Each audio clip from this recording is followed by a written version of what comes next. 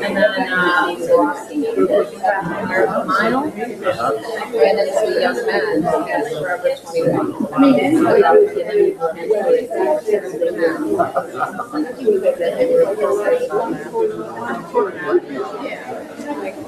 Walk around. They got much better over here. That's good.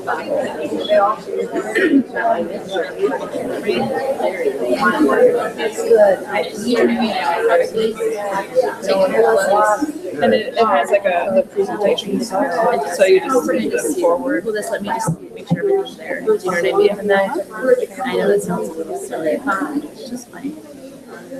That's how everyone starts like, yeah. Well, how much time do you have? Well, I'm going to say that like and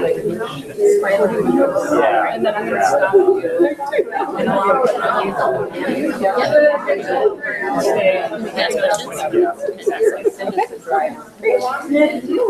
all right, I'm going to get us started. Thank you all for coming. I'm Jody Eastberg, and I am the chair of the History Department. I'm also co-director of the Center for Academic Excellence, which is hosting this event today. Thank you all for coming. And just to set some ground rules before we get started, Sarah's going to give a talk, and of course this is Alverno, and all of you are going to class, whether you're teaching or going to be in your classes. At about a few minutes to 1, I'll kind of stop Sarah and invite you to go ahead and leave if you need to go to class or something. Go ahead and excuse yourself, and then we'll stay around for more conversation after that moment. But just in case you're having that nervous feeling like, is it going to end? I want to be here, but I need to be somewhere else, just so you know, I'll give you an opportunity to get to your classes on time. So welcome to our inaugural seminar sponsored by the Center for Academic Excellence. The Center for Academic Excellence, if you haven't heard of it, is something new on campus, and it offers a diverse set of academically rigorous and intellectually engaging programs throughout the academic year designed to help you develop your learning. Our programs include fellowships for undergraduate faculty-student research projects, the Doherty Scholars Program. Are there Doherty Scholars here? Okay. Talk to them if you're interested in becoming a Doherty Scholar. A conference and study travel experiences and fellowships for students, and then also this seminar series. So if you're interested in more information on any of those programs, please contact us at academic.excellence@alverno.edu. So it's my distinct pleasure to introduce our first seminar series. Dr. Carter just learned that she's our first speaker, so she's gonna set a high bar for us. Sarah Ann Carter is the curator and director of research of the Chipstone Foundation, which is a Milwaukee-based organization devoted to the study of material culture and known for its innovative museum exhibitions. In that role, she also serves as the Chipstone Fellow in Material Culture at the University of Wisconsin-Madison. Dr. Carter completed her PhD in the History of American Civilization at Harvard in 2010 and earned a master's degree in Early American Material Culture from Winterthur in 2004. She has taught as a lecturer at Harvard in history and literature and in the history department. And she co-authored a book, which she's going to talk about today, called Tangible Things, Making History Through Objects, which has recently come out as a book, and it is also the basis for an online course through Harvard X, which is an edX MOOC series. Dr. Carter is the co-editor also of the Oxford Handbook of History and Material Culture, a collection of 30 essays that explores how historians around the world use objects as historical sources. Her book, Object Lessons, How 19th Century Americans Made Sense of the Material World, is also forthcoming from Oxford University Press. Dr. Carter's research explores the varied meanings of material things, museum practice, and American social and cultural history. At Chipstone, she is currently working on the reinstallation of the decorative arts galleries in the new Constance and Dudley Godfrey Jr. American Wing at the Milwaukee Art Museum. This is not Dr. Carter's first visit to Alverno. She was instrumental in organizing the lecture by Ellen Gruber Garvey on American scrapbooking from the Civil War to the Harlem Renaissance, which we had a couple of years ago. And she's also worked with students in history and in our communication major in the past through the Chipstone Foundation's Object Lab Summer Seminar for undergraduates. So it's my distinct pleasure to welcome Dr. Carter.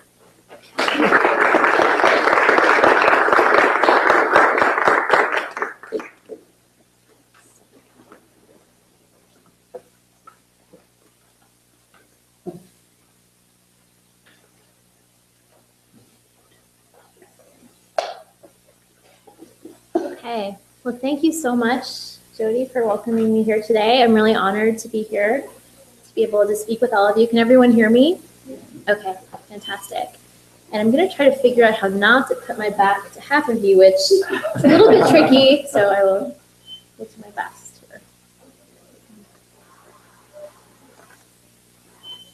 here. Okay. So today I'm going to be talking about a large, complex, multi-part project that didn't start out to be large and complex and multi-part. I'm going to be talking about the Tangible Things Project, the project which I've been involved at Harvard for, gosh, I guess 7 years now. But if you count when I first got involved in this project, I was actually a senior in college in 2002. So this has been a project that's been going on for a long, long time.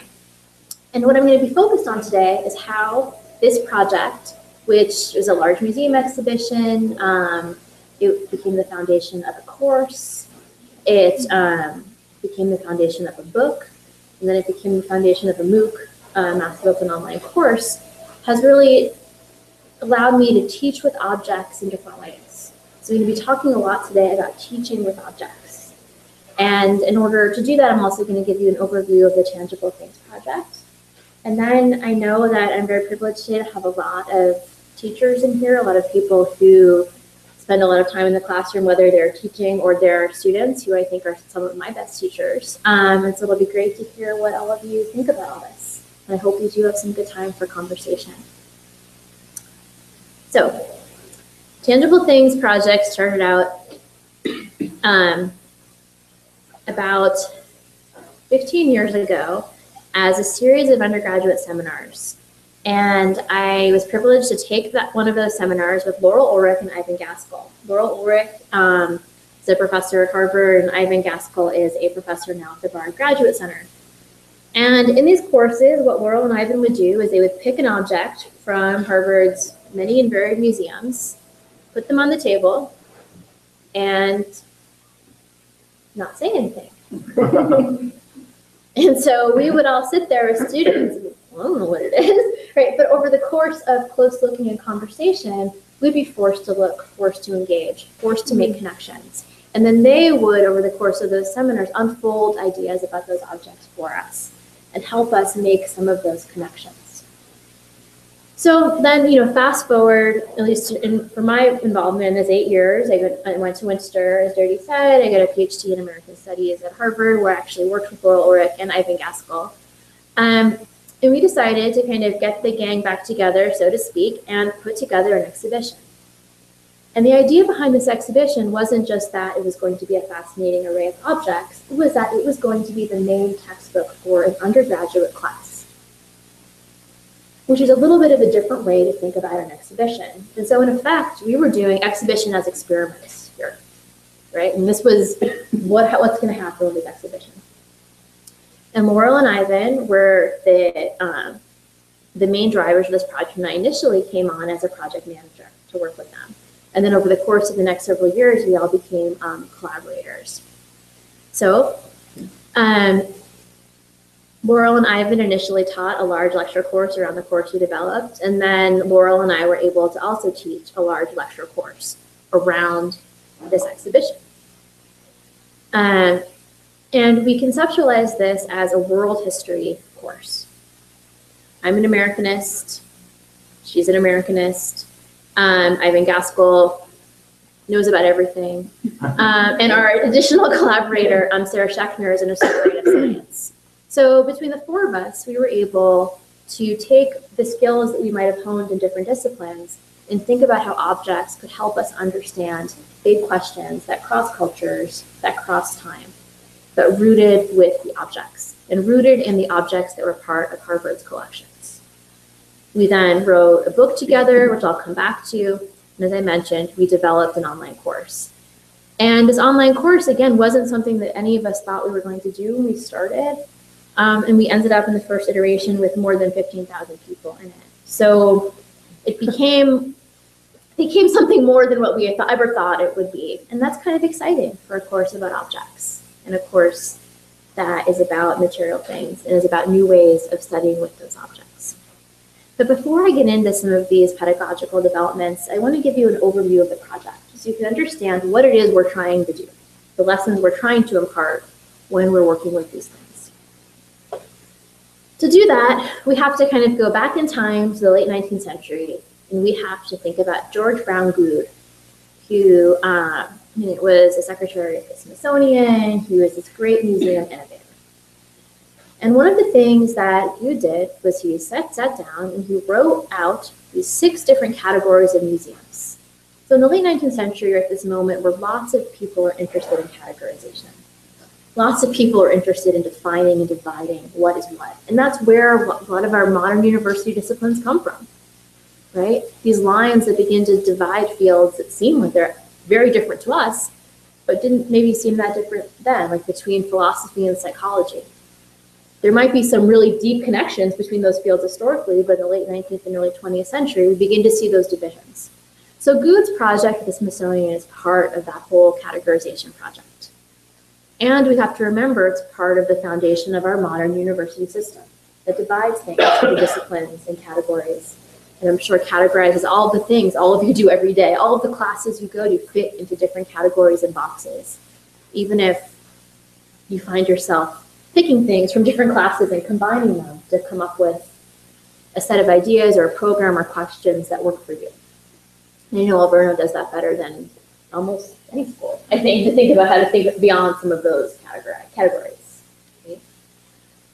Now, at Harvard, where this project was based, we began to realize that these 6 categories, art with a capital A, history museums, anthropological museums, natural history museums, technological museums, and what were then called commercial museums, were actually the way everything was still divided at the university. It still fit into these categories. And there are actually some real problems when we get into these categories and we sink our teeth into them. What really is the difference between something that is in an art museum versus an anthropology museum? And in a lot of cases, those differences are, wait a minute, this was made by someone white versus someone not white. One becomes art, one becomes anthropology. And it shouldn't be that way. These are 19th century categories. And a lot of museums are doing a good job to push back against those. But that's still how things are defined. At least at Harvard, the vast majority of things by people of African, African-American, Native American, South American, Asian descent are in anthropology museums. The Sackler is a notable exception because they're an art museum collecting specifically works by Asian artists. But this was still a challenge for us. And so we wanted to say, well, what happens when things cross categories? We also decided, fitting that we're in a library, to add our own category, books and manuscripts. Because at least at Harvard, that was another category that was part of this. Now, when we looked at this division of things, we felt quite strongly that this wasn't good enough for where our students were and for where we were. Because we feel quite strongly that objects actually require interdisciplinary investigation. That you can't just study a material thing from the perspective of a historian or an art historian or an anthropologist or an economist. You actually must, we believe, think about things from multiple perspectives so that the objects that you're studying actually kind of demand it. That if you want to do a rigorous investigation of a material thing, you often have to think about it from lots of different perspectives. And that's because we believe that that kind of interdisciplinary approach allows you to see connections. These are connections that are between concepts, between different kinds of historical events, between people, between things that could appear unrelated, but aren't necessarily. And I've highlighted connections here because in my practice as a teacher and a scholar, I actually believe making connections is one way that we define what it means to be creative. And I think that one way that, at least I try to teach my students to think creatively, which is a fuzzy word, is to think about helping them make connections, right? And to trace different kinds of connections across fields and within fields. And material things really help you do that in some innovative ways. And one of the questions that we as a team found ourselves asking is, do you stop, look, and question differently when you're in different kinds of museums? So you walk into an art museum and it might feel like a beautiful temple to art. Or you might walk into the public museum and you feel like you've stepped back into time and there are dinosaurs roaming around you. And those are all meaningful experiences, but they cause you to look differently at the things on display. They might change the way you look at what's happening around you. And frankly, my colleagues, Laurel and Ivan, had this brilliant idea to mess with that, right? And to say, wait a minute, we can use that to our advantage in developing a museum exhibition. If you stop and look and question differently in different settings, maybe we should force people to do that. So we created an exhibition that drew on dozens of collections within Harvard. Harvard has more than 50 methodical collections. And we brought things together from the art museum, from natural history museums, from the archives. And we purposefully brought them together in the collection of historical scientific instruments. I don't know, are there any historians of science here? Okay, so I have to say that one thing that we've discovered in all of this work is that historians of science are actually some of the people who are most open to this kind of interdisciplinary work. So, excellent. Right in the front, as I would expect the historian of science to be, influence.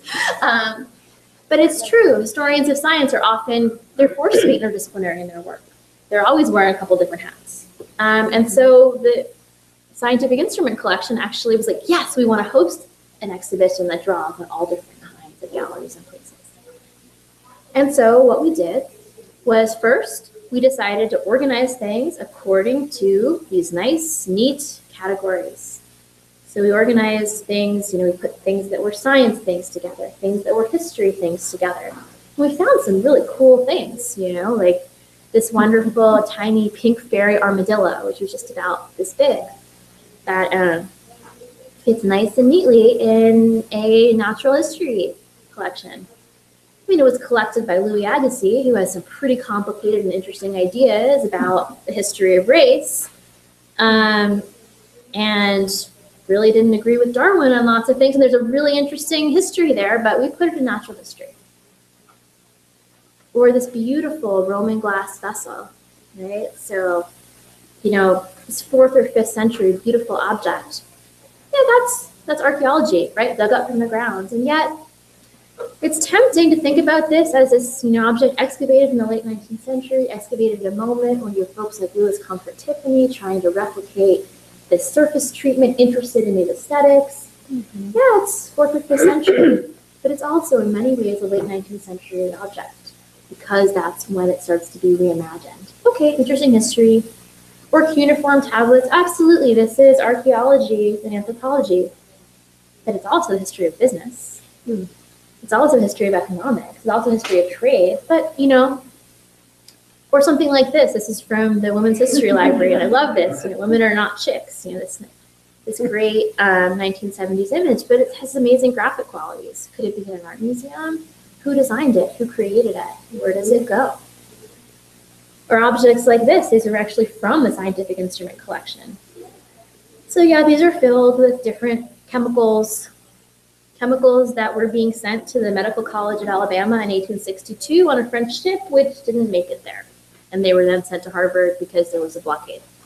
So yeah, they're chemical history of science, but then they're engaged in this really interesting historical blockade running Civil War story. Okay, so all of these objects, we put them in set categories, but even the ones that were in set categories are in a bit of a muddle. Then we decided to create a real muddle. We put things that we couldn't even find a basic category for all together in the middle of this gallery. Things like Blondie goes to Leisureland, right? Which is a truly awesome object where, the poor Blondie there who tells Dagwood, it's coffee grounds for divorce if I don't get a new coffee pot. There are all of these humorous little moments throughout this game. It's a history of business object in the Baker Library, but it's definitely a document of gender history. It also has this fantastic aesthetic quality. Where does it go? It's also a history of science. It's about rural electrification. I mean, this is how Blondie could get her house fully electrified, one appliance at a time. Objects like this they transcend the categories that George Brown Goode created, right? And to put this in any one of those kind of limits it in a pretty big way, I think. We have this beautiful, it's either a necklace or a bracelet, and this is from an anthropological collection. These are beetles from India, from the Nagaland peoples, and they're animals, but it's part of an anthropology collection. It's also jewelry. How do we make sense of it? And it's also really beautiful. It might be hard to see in this image, but this is a totally beautiful, beautiful aesthetic object. Or this life mask of Lincoln. It's in a library with his papers, but it's a sculpture, right? Is it something akin to a medical specimen in a way? It's a perfect life mask of his face. How do we make sense of it? Where does it go? Or an object like this. It's painted by a known artist. Nakohist, also known as Bear's Heart. He's had a fascinating life history. He was actually a prisoner of war. We know who painted it. It's a painting, signed, but it's in an anthropology collection. It's not in an art museum. Why? Well, we can all kind of guess at some of those answers. Or even weirder objects. Like, it's an early telegraph machine that has piano keys because one hadn't quite decided what those keys should look like. We didn't have a keyboard as we know it today. These are strange objects. Where do they go? And by putting them in one category might limit what someone does with them in the future. Because it's, as I said, you stop and look differently in different kinds of museums. You're primed to ask certain kinds of questions when you see something as a work of technology or a work of art. And how do we get past that? I mean, in some ways, is that the job of liberal arts education? I don't know. But these are questions we can ask ourselves and that we can think about. So we did all of this in a big gallery in the collection of historical scientific instruments. And then we really decided to have some fun. So we decided to take objects on the road. And we convinced a lot of fantastic curators to allow us to playfully insert objects into collections where they didn't go. So that meant taking something from, say, an art museum context and putting it in another museum and letting visitors figure it out. In order to make this work, we created a map. We worked with this brilliant designer, Samantha Van Gerbeek, who also took all of the photographs in our book. I mean, she's extremely talented. And we developed an audio guide. And this was sort of the sign you would see in various museums. If you saw that, you knew you had a tangible thing there to look at. So, for example, in the Natural History Museum, we took this Votes for Women sign, a sign that women could hammer onto their fence posts in Massachusetts in 1915 and say, I'm voting for women. The antis, people who were against this, they put roses out, right? So we took this and we stuck it with the bluebird display in the Natural History Museum, right? So we could think about, how are animals used as symbols, right? How and why do we think a bluebird looks that way? None of those bluebirds look like that, but where does that come from? So there's a lot going on in that pairing. Or in the Anthropology Museum, we decided to insert this collection of objects which this was actually a dress worn by a campfire girl in the early 20th century in New Hampshire. So by a white girl who, as historian Phil Deloria would describe, was quite literally playing Indian. Like, she was dressing up in this outfit, she's going to her campfire girl circle, and this is part of her culture. It was given to the Library of the History of Women because she wanted to document and remember that history. And we decided, well, why isn't that an anthropology museum?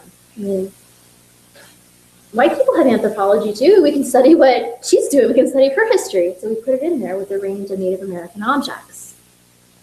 Or something like the palette used by John Singer Sargent. We playfully inserted that actually in the collection of scientific instruments with a whole bunch of objects related to how the eye perceives color. But when you look at art in the museum, how your eye perceives color is how and why you see what you see. There is a history of science component to that. There is a biological component to that. In this palette, it hints at that. You know, we're taking something like the Harvard President's Chair, symbol of great authority, and putting it in the Library for the History of Women, next to a portrait of our current president, the first woman to sit in that role. So we came to realize that a lot of these connections really do have a political angle to them. They really are making arguments, and that's okay. And what we do as scholars, interdisciplinary scholars, can make arguments, and people can argue against them if they want, but that's the point. We're telling stories with objects. Or in this case, this is a beautiful Tiffany vase. It's a little bit hard to see kind of in the light in here, but it's this really beautiful floriform vase that we decided to put with the glass flowers at Harvard. Harvard has a very famous collection of botanical models of glass flowers, made at about the same time as this vase. One is art, one is science, but they're made in almost the same way. Or taking something like this Passamaquoddy Native American hat band and putting it with colonial silver in the Fogg Art Museum. We're taking a 18th century plow and putting it with farm tools from the ancient Near East in the Semitic Museum. These were all different things that can be combined, that can be remixed to help visitors make connections. In order to help our students actually teach these objects with us, because when you're dealing with a large class, not only did we have this huge museum exhibition, which was scattered across many different venues, and which took over 100 different museum professionals to help us, in part because Harvard is really siloed. We were able to get all these people to help us do this. We also had a teaching team that wasn't just faculty members, but that was also graduate students. And so we brought 4 of our graduate students out to Chipstone, to Milwaukee, to have them trained to teach with objects. And if you're interested, there's a video that you can check out called This Is Not a Chair, which our students made, which is kind of a primer on teaching with objects and thinking about objects in an interdisciplinary way. And it's based on the premise that a chair isn't ever just a chair. It's also lots of different things, and things that draw on a whole range of disciplines. And in our own classroom teaching, you know, we would do things as simple as even take a chair from that classroom and use that as a substance of a lesson, because we truly believe that you can start with almost any material thing and get to lots of different places. Questions of industrial design, questions of material science, questions of aesthetics, questions of gender, questions of health, questions of, I mean, all of these, there are lots and lots of things that go into almost every object around us. And getting students to make some of those connections was part of what we tried to do in the lecture course that went along with this exhibition.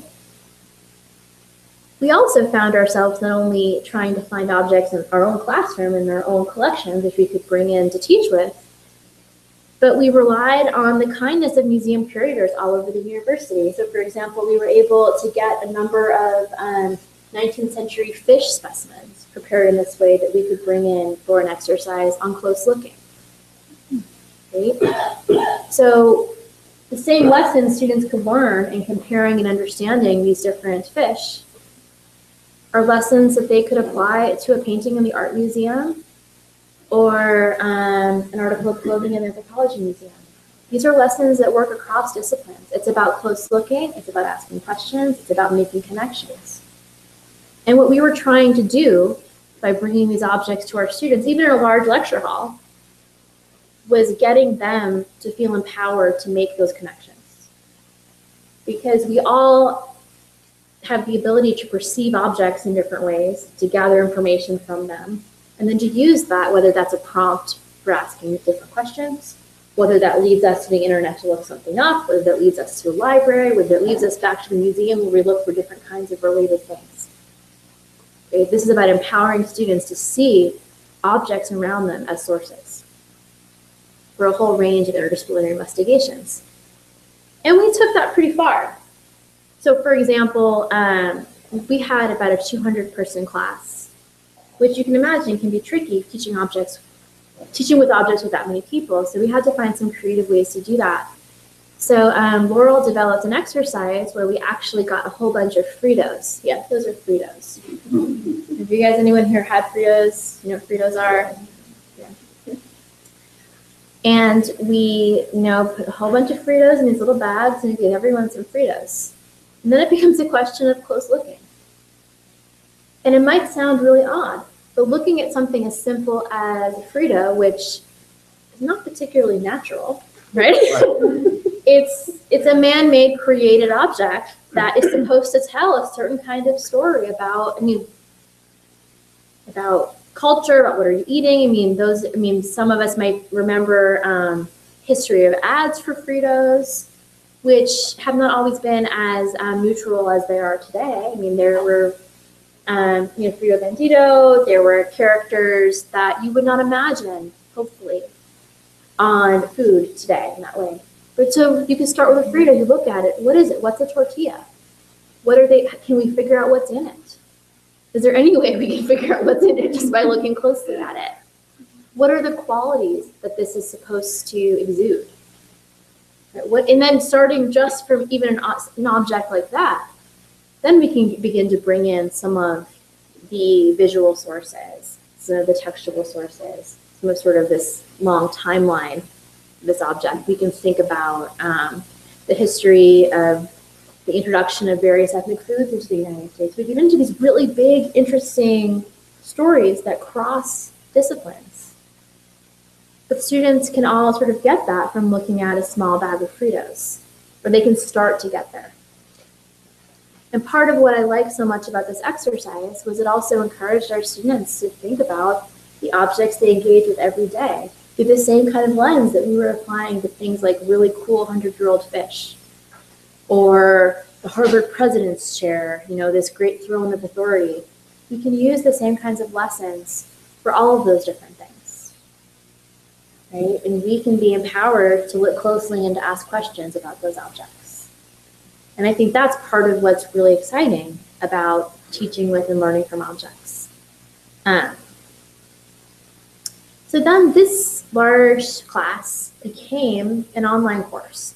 And hopefully this will work. I'm going to show you the trailer. It's just about a minute long. Let's see if this works.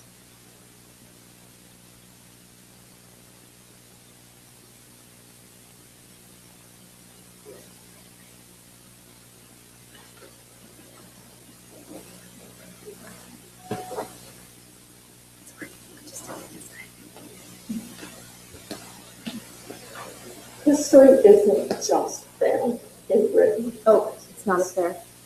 It's also found in artifacts.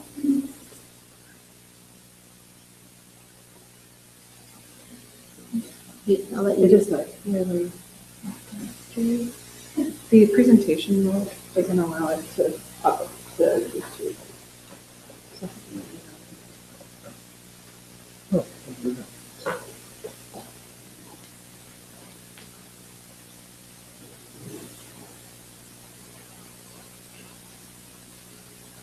There we go. Thank you.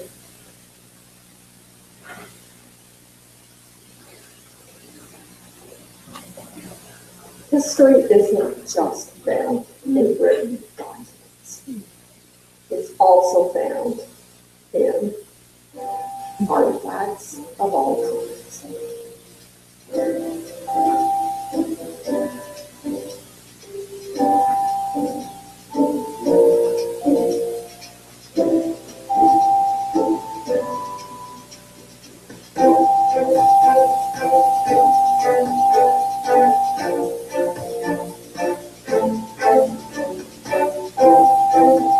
object can be the beginning of a historical investigation.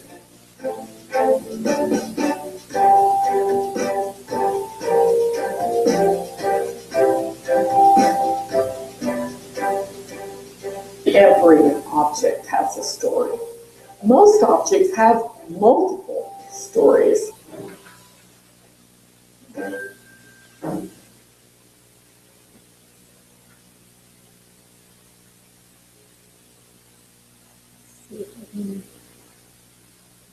There's probably an easier way to do it, but this is, let me start from. Harvard, so I'm at the Kennedy School now. And throughout that period, I've been writing and teaching in the area of American politics. You know, this is an important time in American politics, and you know, so I hope that in the Sorry, that was the next YouTube video. Yeah. Thank you. Perfect. Yep, and then just the next slide. Thank you. So what we were then tasked, and that was Laurel Ulrich, and hopefully some of you know her work. She's as amazing a teacher and mentor as she is a scholar. Anyway, we were then tasked to figure out how to go from this exhibition, which sprawled across the university, to this class, you know, which was a large core class or general education class, which meant we had lots of non-majors in it. We had lots of students who had never taken a history class before. This was like their history class, right? To then figure out, okay, how do we go from that to figure out how to make this into something that could work online for an even more diverse student body? One of the things that I discovered through this process was that working with people who are talented designers and artists and who understand the educational pedagogy world and are able to create things and make them look beautiful are really, really important. And those are some of our really important collaborators in this project. So for example, you know, we worked with a fantastic person at edX, Zachary Davis, who helped develop all of these different icons for each of the different stories that we were telling. So, you know, through this project, I've learned that it's not just about the ideas, it's also about how they're presented in lots of different levels, right? And creating sort of an iconography even for the project itself really helped us. And it helped us connect with students, many of whom English was not their first language, as we discovered as we worked through this project. I actually just found a lot of this data in preparation for this lecture, because I was like, yeah, I wonder, I bet that audience might be interested in who actually took our course. And when we designed this online course, which I'll talk more about, you know, only about 1/3 of the students, and this was from the last iteration, we did it again this summer, and we had about 6,000 people in it. The first time we did it, we had 15,000 people in it. Only about 1/3 of those people are from the US. Okay? These are students from all over the world, and I think that's really cool. So we had a lot of students, as you can see here, from India, from China, from the UK, from Canada, and then just from places, I feel like almost any place there was internet, we had a student from that place, and that was pretty exciting. And that also brought up different kinds of challenges, because we had to assume that everything that we were giving students had to be accessible online. Like, we couldn't assume that students could go to the library and get a basic text. We couldn't assume that they could necessarily access a museum collection, but we could assume that wherever these students were, there are probably going to be objects there. And those objects are probably going to tell us something about their environment, their world, and they're probably going to be interdisciplinary in some way, because we believe firmly that objects can be used in those ways. So they're from all over the place.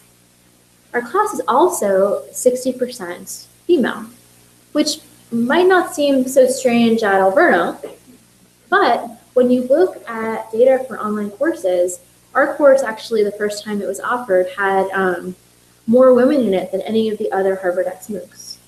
MOOCs often have they just have more men in them.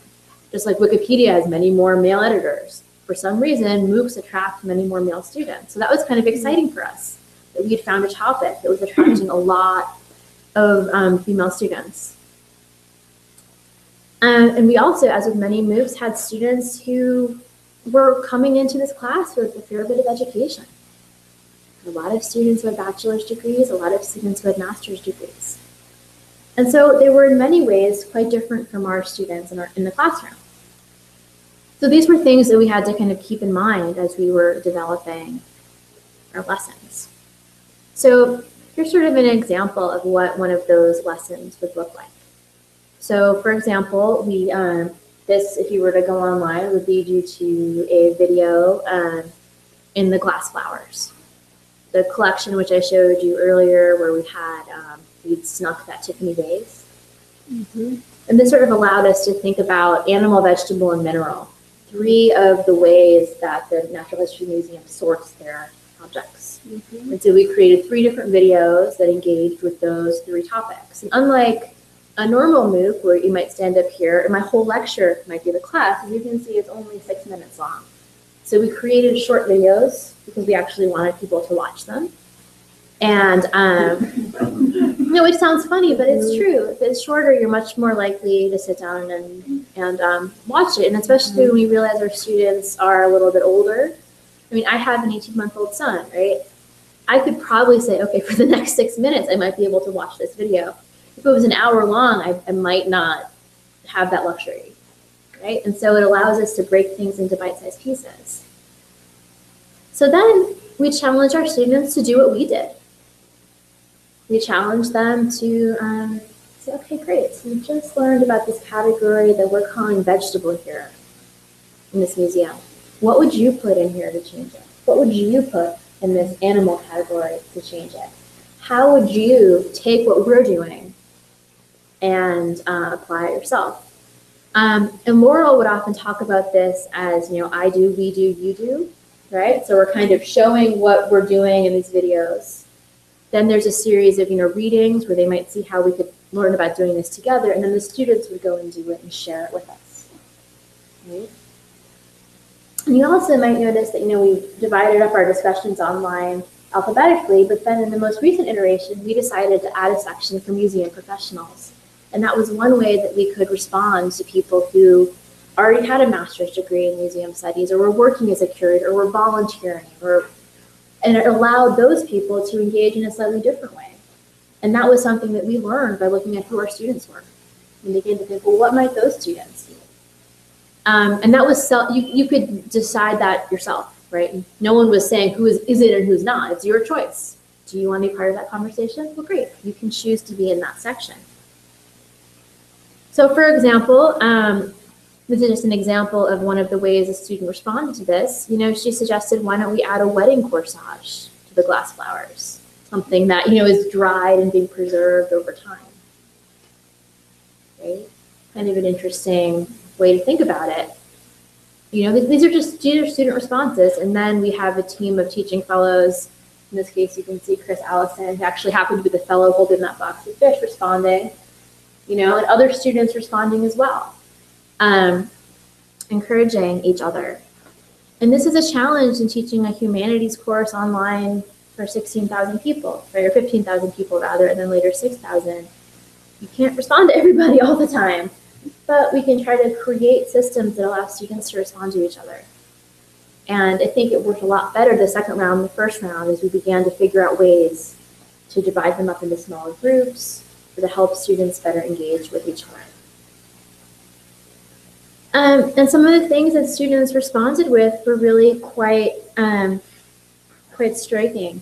I'm showing 2 images here that 2 students shared in relation to a question of what would be an object that they would like to do an object lesson on. So the prompt here was, pick an object that you believe, and looking closely at it, you could develop, the museum exhibition around it.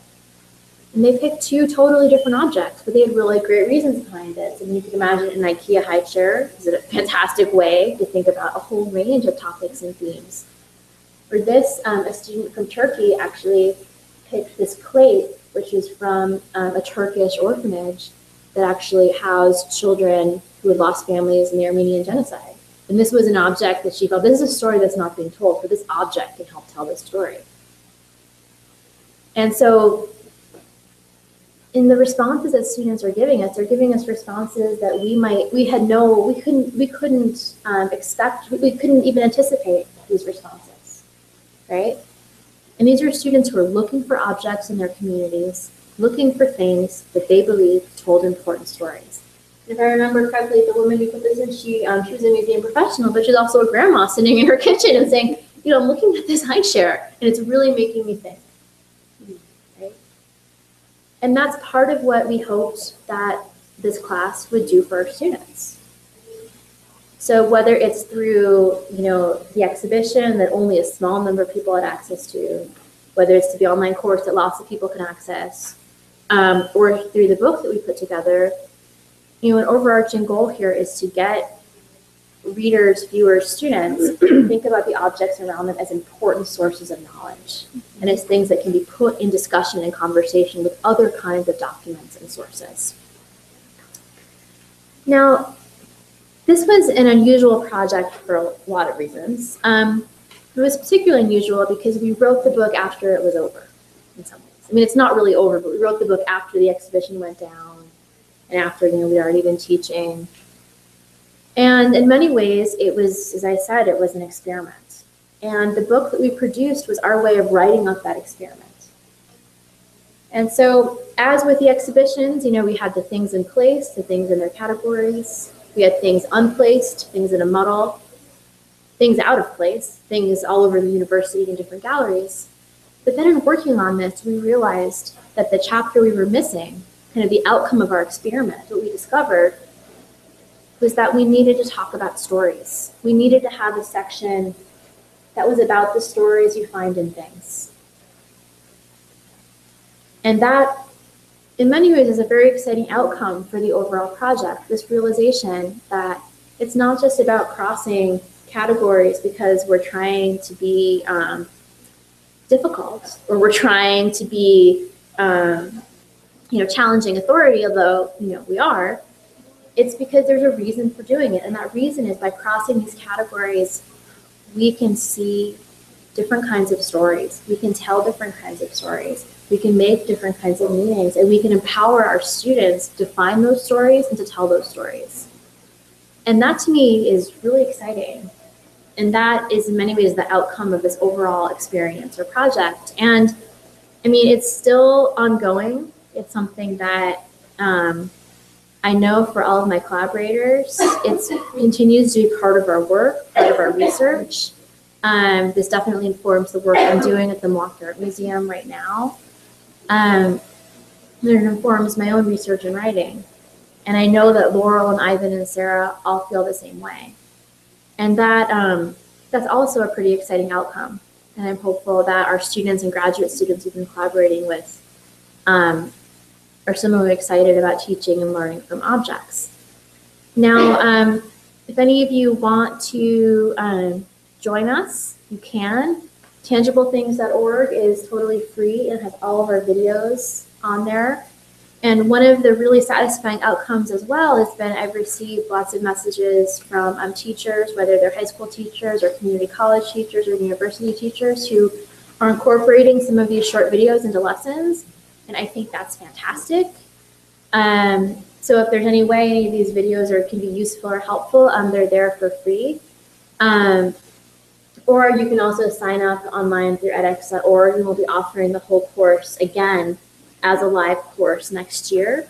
You can also join the previous iterations of the course, but there's no one commenting on them at this point because the course is over. But you can join and follow along if you want to. And now I would love to hear what everyone thinks about tangible things, or if you have any questions. So it's 12:52. For those, this is the perfect time to say if you don't have another 10 minutes, you know, to sit through Q&A, that's okay. Otherwise, we have our first question for Sarah or comments. Just be about 10 to 15 more minutes. You still could make it less. Can all the students sign in? Did every student sign in? Thank you.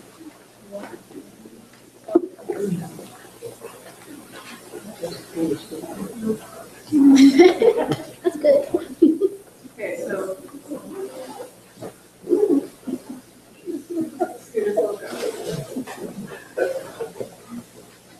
I write a chapter about parasites, and one of the things I wanted to talk about was they're trying to get rid of guinea worm. It's actually been really successful, so good story. But who wants to open a picture and look at a picture of a guinea worm being taken out of somebody's foot?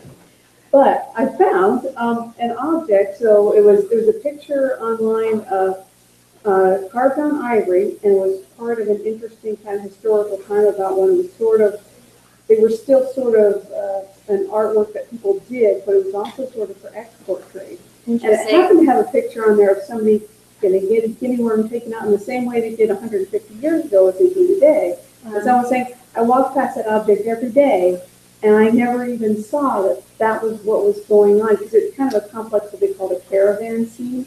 So there are people doing all sorts of things that people would do in everyday life. And one of those things was, you might have to have a guinea worm taken out of your foot. But it's kind of an interesting intersection of art, culture, history, and biology. Right, and then by being open to that, you're able to suddenly have this. When you're looking, it's there. Yeah, that's fantastic. It's an awesome project. I'm just so impressed. I can't wait to look at the book. I'm thinking, so many of us teach teachers. Yeah. And I would think those videos would be a great resource for students that we have taught before who are now in the classroom. So just trying to remind everybody to kind of push that out there to our graduates who are out teaching right now. I'm sure many of them would love to have access to these kinds of things. And plus they're in the area, and so many of them could eventually take their students back to the installation that you're doing. No, so the art, exactly. So our museum, and we try to do similar things at the Milwaukee Art Museum. A couple of our galleries are more informed than others, I think, by the object lesson idea, the tangible things idea. So I think that could be great. Okay. Yeah, and those will be up for a long time. I mean, they're intended to be permanent galleries, even though so they will keep changing, developing over time. But I have a question for you about success that you've had in working in a multi or interdisciplinary way. So when you go into these collaborations with your colleagues and students who are coming from all different perspectives, disciplinary perspectives, do you have like ground rules or ways that you approach that you found has been really impactful? Because you're hugely successful at this. So I mean, every time I'm in the classroom, I have it's always like, who knows if this is going to work? So it's always an experiment. But I think, and this might sound counterintuitive, but one of the things that I found really helpful, and I think my collaborators feel the same way, is that we're very open about the limits of our knowledge, about the limits of what we know, right? So when I'm dealing with a 19th century fish specimen that this fantastic scholar from the Natural History Museum gave to me, right, I know there's some things I know about that object, and there's a whole lot that I don't know.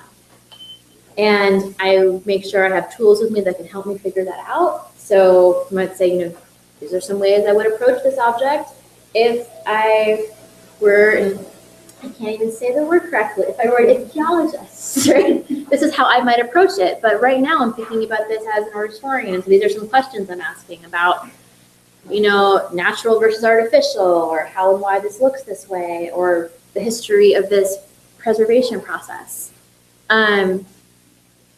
So I think part of it is being very open and being okay with the limits of what we don't know. And I'm not sure if that's a pedagogical strategy, but I think it served us very well, because I'm often in environments where I'm not the connoisseurial expert on that one thing, but I hope that my experience has helped me know how to ask the right questions.